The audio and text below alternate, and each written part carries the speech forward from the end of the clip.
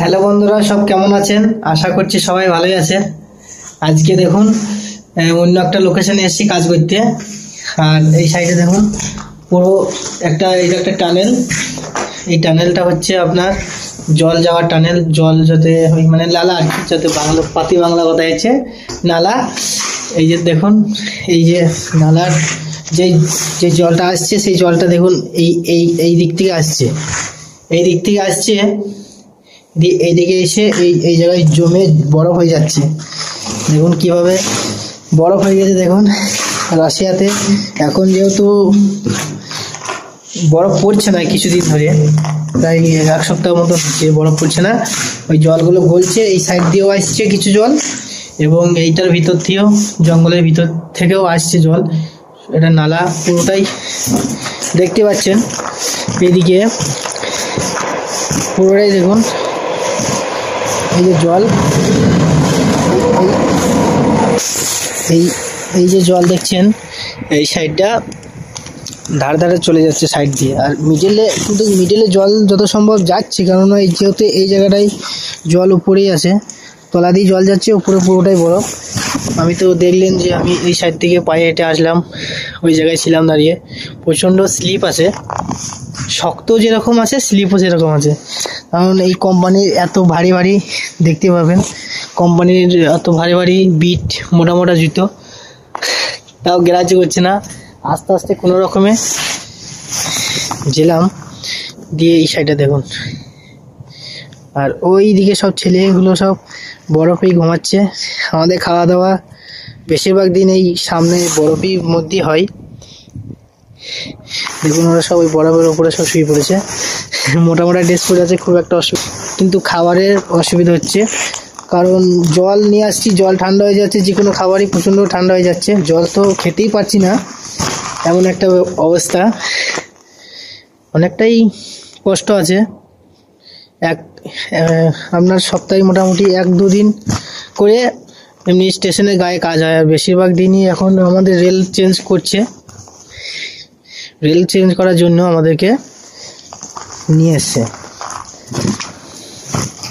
Visa দিচ্ছে company, ওই জন্যই আমাদেরকে নিয়ে এসে রেল চেঞ্জ করার জন্য। বিশেষ করে আজকে পাথর সরাচ্ছি, কালকে চেঞ্জ হবে।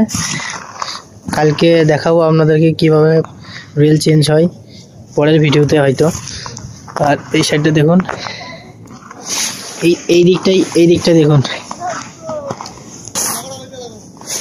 এই দিকটা দেখুন বরফ গলছে, বরফ প্রচণ্ড হার্ড হয়ে গেছে।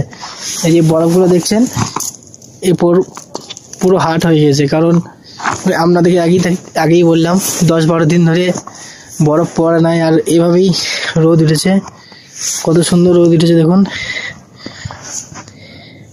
দেখতে পাচ্ছেন।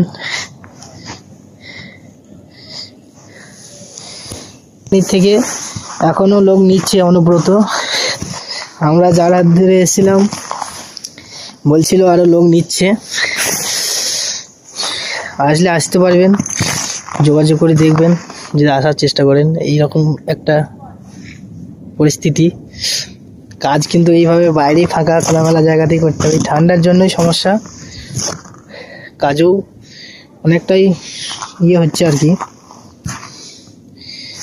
কোনো টাইম হয় নাই, সব বসে। এই যে প্রপারনি টানেল, আর এই টানেলের উপরে এইটা রেল, পুরোটাই দেখতে পাচ্ছেন। এই সামনেই কাজ করছি আমরা। উপরে খাওয়া যাবে না খাবার, কারণ সময় ট্রেন যাওয়া আসা করছে, এই জন্য আমরা নিচে দিয়ে খাওয়া দাওয়া করছি। উপরে বরফগুলো যখন ট্রেন আসছে, তখন বরফ পুরো খাবারের উপর দিয়ে চলে যাচ্ছে, তার জন্য আমরা সবাই নিচেতে এসেছি। নিচেতে একটু রোদটাও আছে, প্লাস খাবারের জায়গাও আছে। যা হ্যালো বন্ধুরা, আমি ভিডিও করতে করতে নিচেতে পড়ে গিয়েছিলাম। ওই মানে এক সাইডে বুঝতে পারি নাই যে বরফে এরকম করে হালকার উপরে বরফ ছিল, দিয়ে পা পুরো ঢুকে গিয়েছিল, ভিজে গিয়েছিল জলে। এই দেখুন এখন হাত করে